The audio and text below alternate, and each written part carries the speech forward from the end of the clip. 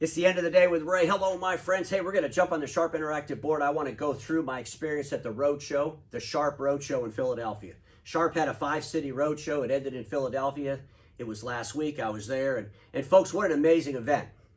And Sharp's theme for that event, diversification, because Sharp has the product portfolio to help dealers deliver products into those end users' offices and collect more of the spend.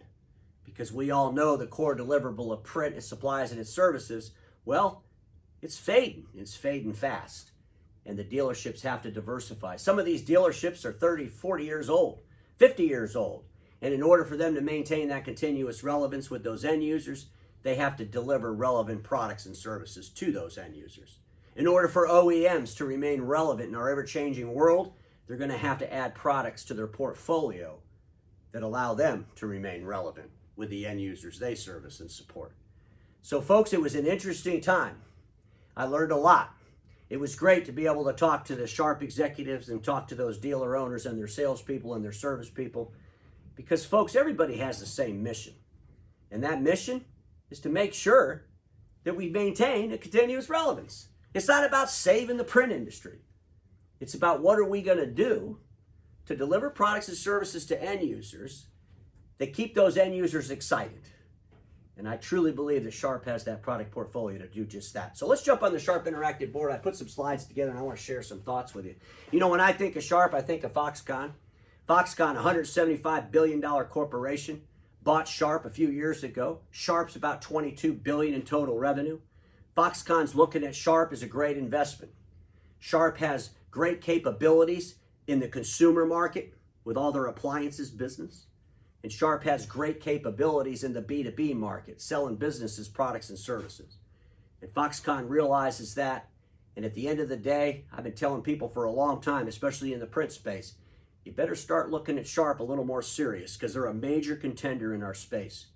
And as the industry transition and more information is consumed behind glass, Sharp is positioned perfectly to capitalize on that transition. Big time transition.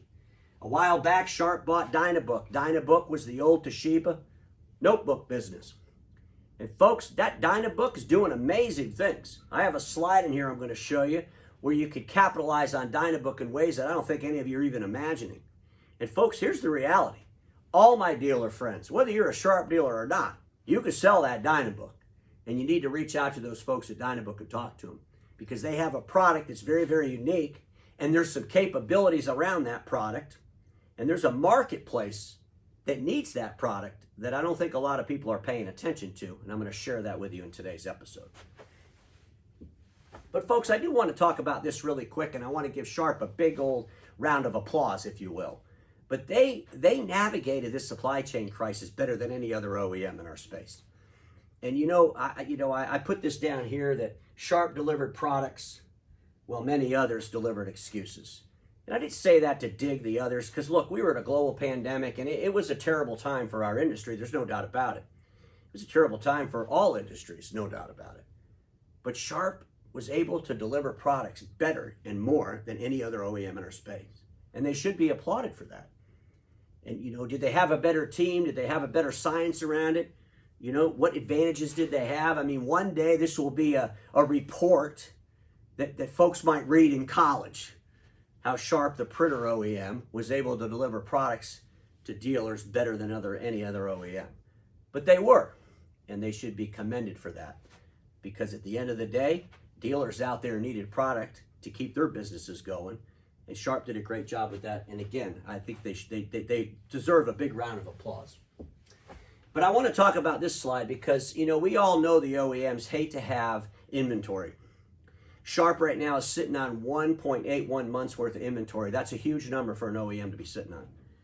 And we remember the heydays. Remember the old days? They call you up. Hey, if you buy 5 machines, we'll give you the sorter finishers free. We've got to empty that warehouse. Sharp right now is sitting on 1.81 months worth of inventory. Sharp communicated to their dealers about the inventory and who was getting what, so the dealers were comfortable that Sharp was being fair in delivering products to those dealerships, to their direct operations.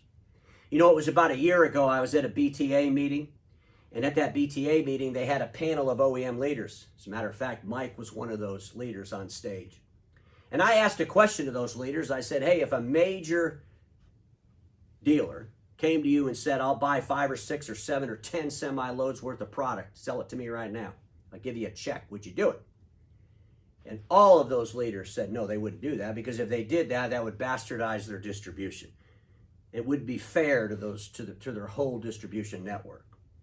And folks, here's the reality. It's easy to say that if you're never presented that. If you never had that much inventory where you could actually just say, hey, I want to buy it all, and tell that dealer no. Sharp, I assure you, was presented those opportunities, and they did just that. They said no. They made sure that distribution was fair across their entire distribution channel. Again, they should be applauded for that, because it's easy to say something if you're not presented that opportunity. Sharp was presented that opportunity, and they stuck to their principles, and they made sure it was fair for all of their distribution. Congratulations on that, Sharp. But folks, this slide I thought to be interesting, and I added some notes to it, but this is annual shipments in the U.S., millions of units of different product categories. And because we're still in trouble with the supply chain issues, right? Especially around chips. I want you to get your head around this. Annual shipments in millions of units. A4, 2.7, and this is in the U.S., by the way. 2.7 million A4 units will go out. 600,000 A3 MFPs will go out. So, do you think that's important to the chip people? Or do you think they're going to focus on the 99 million home devices that are going to go out? Or the 161 million smartphones that are going to go out? Or the 88 million laptops? Or the 52 million tablets? Ladies and gentlemen, we're going to be at the last on the list. This slide by itself should prove to the entire industry and all the OEMs that we have to consolidate manufacturing, that we got to stop making 97 different models. There has to be major changes in the equipment that's manufactured, how much of it is manufactured. And those changes are coming. A while back I did an episode and I talked about there's going to be a consolidation of manufacturing. I believe that 9-Star will be a major player in that manufacturing. I also believe that Foxconn could be a real contender to be a manufacturer. Maybe it's down to just those two. But there definitely has to be consolidation in manufacturing, and there definitely has to be less units made. Because we can see it's the least amount of equipment going out by a long shot. This slide, well, I wanted to show this slide because it's showing A3 falling off a cliff. 2021, here's the chart. 2025, here's the chart. You can see it's going down. It's not going to start shooting up. Okay? A3's done. We're going to deliver A3. We got 1 or 2 more cycles at best. And folks, here's the reality. You could go out there and you can overspec and oversell these A3 equipment, but at the end of the day, you can't force the end user to use it more. And we all know that the robustness of A4 is continuously increasing. We know that we're going to sell some A3 short term, but when those contracts are renewed, they're going to be renewed at A4s, and they're going to be renewed for less money, and they're going to be renewed maybe even without a lease. So the industry has to get ready for massive changes, because we see that core deliverable, what made this industry rich, if you will, was A3 equipment, its supplies and its services. That's what made this industry what it is.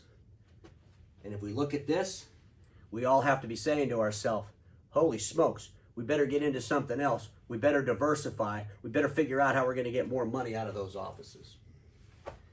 Folks, putting together the pieces, and I want to show this slide because I think it's interesting. I want to put my spin on it as well. But we have leverage. We got to leverage our existing investments. So we have these copier dealerships out there, decades old, that were built around selling printed supplies and services. And how can we leverage that? How can we leverage those relationships we have? And here's what I want to say about relationships.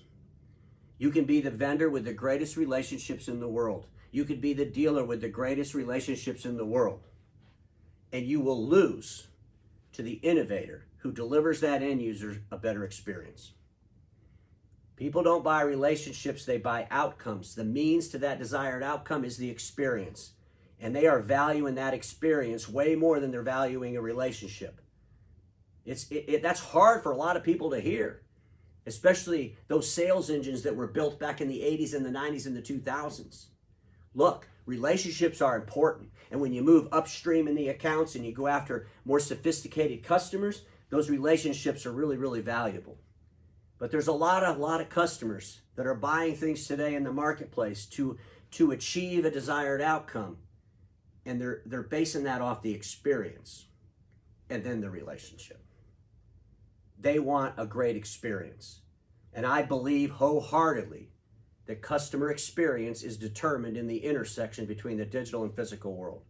And those dealers that can navigate customers through that intersection are going to win. And you better have products that allow you to do just that. You better diversify your product offering in ways that maybe you couldn't even imagine just a few short years ago. But you better start looking for those OEMs that have these products. Sharp has the products. Sharp has a portfolio of products to allow customers to navigate behind glass in a digital landscape, collaborate behind glass in a digital landscape. They deliver great experiences in that intersection. And folks, it's going to be so important that you understand this. Don't be the dealership that lost a whole lot of great relationships to the innovators' better experiences. Operational efficiencies is so important that we continue to advance our operational efficiencies. I've been screaming for a long time regarding e-commerce. Folks, I believe if you're a dealer in the marketplace today, you have one more quarter to get this right. By the end of the first quarter of 2023, you better have an e-commerce platform on your site. Folks, it's not, you can develop it as you go, but you got to get there. We're literally losing millions and millions of dollars because an industry's stubbornness to have e-commerce platforms. And we've got to figure this out, and we better figure it out quick because time's running out. Technical knowledge, human capital will play a huge part in the dealer's diversification and the dealer's transition. And we have to start taking human capital seriously. Folks, here's the reality. We can't just assume that our old technical knowledge can transition to the technology knowledge that's needed today. We can't just make that assumption. We need to make sure that we're putting the right people in the right seats on that bus. And if we need to bring in people from outside of the industry, we need to do it. Because at the end of the day, technology and the knowledge around technology to deliver that successfully into the marketplace, it's a lot more complicated than it was in the days when you just focused on print. And you better compensate for the lack of knowledge, if you will, because you're never going to deliver more into those offices without the knowledge. This slide was interesting. They wanted to show you where the money was. And so they took an office, and of course they want you to get everything in that office, all the stuff that Sharp can deliver, you know. And they're telling their dealers, if you took our whole portfolio and you put it in those offices, maybe you could get so much more revenue out of those offices. And they started up here with just going to sell some MFPs. You're going to walk out of there with a grand total of $67,000 between hardware, profit, sales, the whole thing. Okay, you're going to get $67,000. Or you can load that office up. You could put MFPs and printers and monitors and Synapse, the software to manage all this technology, the Dynabook, the meeting rooms, the Office 365, remote office. What are you going to do with help desk? So Sharp can help you with all this stuff. If you do all of that, you walk out of there with $242,897. So you can see, folks, you know, we got the small piece of the pie. We need to get more of the pie. And partner with the right OEM, partner with the right partners to help you get more of that pie. I want to introduce you to James Robbins. Folks, president of Dynabook. Dynabook, the old Toshiba laptop business. Changed the name to Dynabook. And ladies and gentlemen, I got really, really excited when I talked with James. Because I believe that our dealers out there, all dealers, no matter who your OEM is, you have great opportunities with Dynabook. I want to share with you some numbers. And I want you to think about some of the applications that I'm going to talk about, because these applications exist in all of your dealerships, and you could go out right now and drive millions of dollars worth of revenue along with quite substantial profit if you just think about things a little bit different. So let's jump right into this. So I'm not going to go through all the different models of Dynabook there is. Go to the website, check that out. Reach out to the team at Dynabook. They'd be more than happy to help you with that. But folks, here's something you need to think about. Dynabook They control their own product. They manufacture their own product. They're not on an assembly line. In other words, they're not making the Dynabook and then they're making the Lenovo's and then they're making the HPs. Dynabook is Dynabook. And because they manufacture and they control all aspects of manufacturing, they can do customizations better than most, okay? There's a lot of things they can do because they control the manufacturing. From security, there's all different reasons why that's important.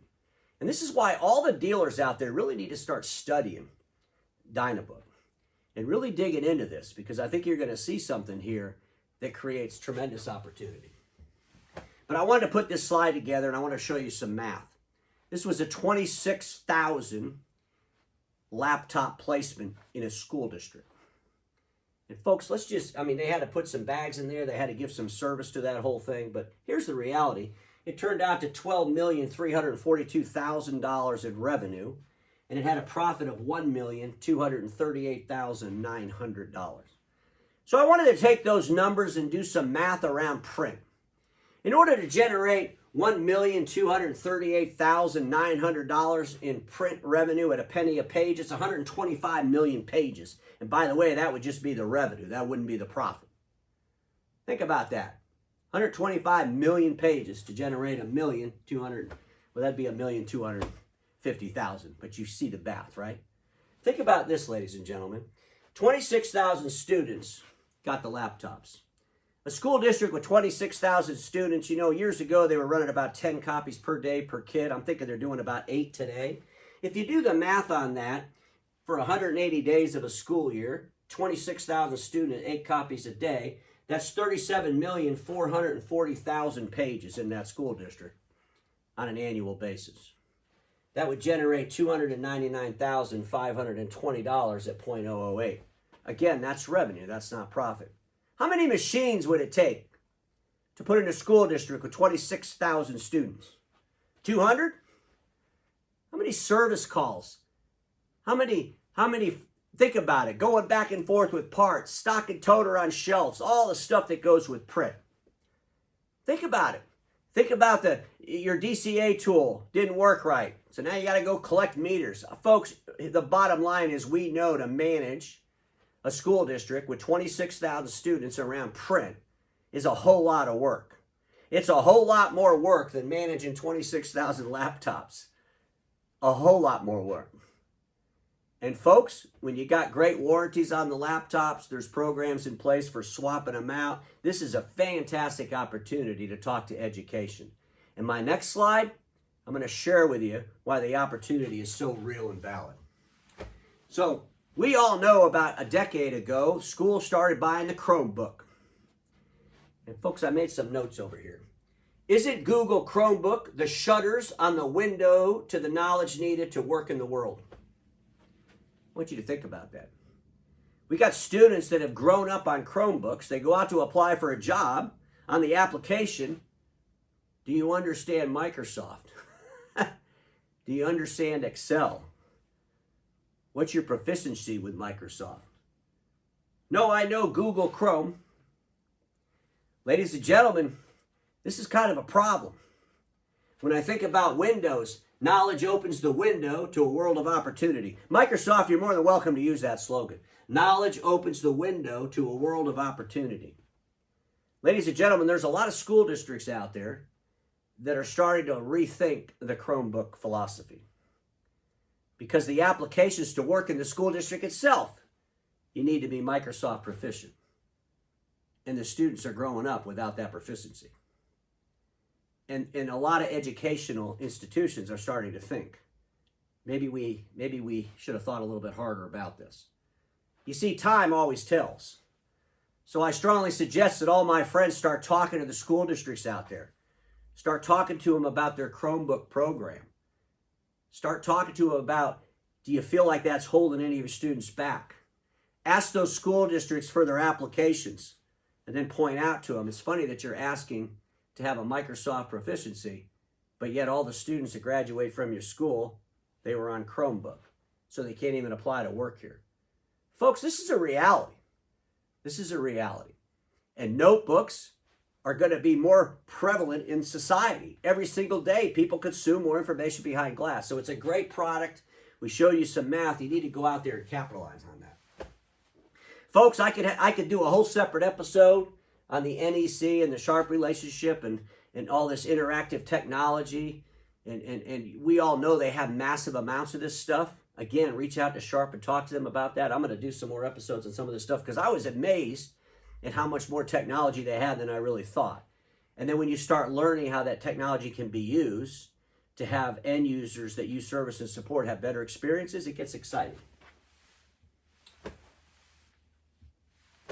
But here's my thinking, and here's what Sharp had to say as they closed out their meeting. The market is ripe for change. Profitability and cash flow will matter. OEM investment willpower will be challenged. Commerce model will change. Companies who could deliver a solution in the office will gain momentum. And I'm going to tell you this, companies who could capitalize on the processes of the modern worker will win. We need to figure out the processes of a modern worker, whether that worker's in the office or whether that worker's remote. How are we going to capitalize on this modern worker? What products do we have to help this modern worker? I'm thinking about the Dynabook right in front of me. I'm thinking about smartphones. Okay? And when they're in the office, obviously, collaboration boards and all the other stuff that Sharp has. But folks, here's my thinking. Can an OEM in a profit crisis lead a dealer to success? One thing about Sharp, and you know, Mike talked about Sharp's last quarter. Sharp's last quarter, they took a hit. The yen was crippling to them, but yet they were still above the line. And in the print sector, that 8K ecosystem, they delivered a 2.4% operating profit for the first half. So folks, you know, at the end of the day, we're all being pressured, but we got a lot of OEMs out there. When you look at their operating profit, it's like a roller coaster, okay? And it's going down more than it's going up. And we need to seriously start looking at these OEMs that we partner with and try to understand what their real strategy is. Are they more concerned on return on investment, or are they more concerned on building a company and investing in a company so that their partners and their dealers can maintain that continuous relevance? Boldness over complacency is harder than most can suffer through. I will say this. A lot of people think, you know, let's just get bold and go out there and do these things. But that journey through boldness is a tough one. And most people can't stomach it. So make sure when you head out on that journey for continuous relevance and you run into these challenges, that you maintain that boldness, that you don't look back, that you don't run back to what you're comfortable in. Build a business model that works and go implement it. And e-commerce is a must. I'm not going to say any more about it, but e-commerce, have to have it done by the first quarter of 2023. Let me wrap it up with one more slide, folks. And this is Ray's warning over here and the steps to take from Sharp. Let's start with the steps to take. Review core capabilities and see what skills you can truly leverage. Analyze customer base. Where can new products easily fit? Education, medical, what vertical are you expert in? Develop an action plan on where you can enact change. What percentage of business should be serving more than one category? And take one goal at a time, measurable steps. And here's what I want to say, my friends. I'm going to come down here to the red first. Those who collect opportunities without an implementation strategy, clear business plan, will find themselves overwhelmed in delusion. Folks, it's not about chasing all kinds of opportunities and delivering none of them well and unprofitable. It's about a detailed business plan of your diversification strategy. It's about bringing in the right human capital to help you execute that business strategy. It's not about marketing. Don't substitute a business plan with a marketing plan. We can get all excited about products and services. We can get all excited about plastering this stuff all over our websites. But what we really need to get excited about is building the business plan with the right human capital that allows us to go into the marketplace and help those end users we service and support deliver the future to the present to their end users. Because everybody watching me knows this. Status quo is the killer of all that'll be invented. Don't get stuck in status quo, and I'll see you all tomorrow.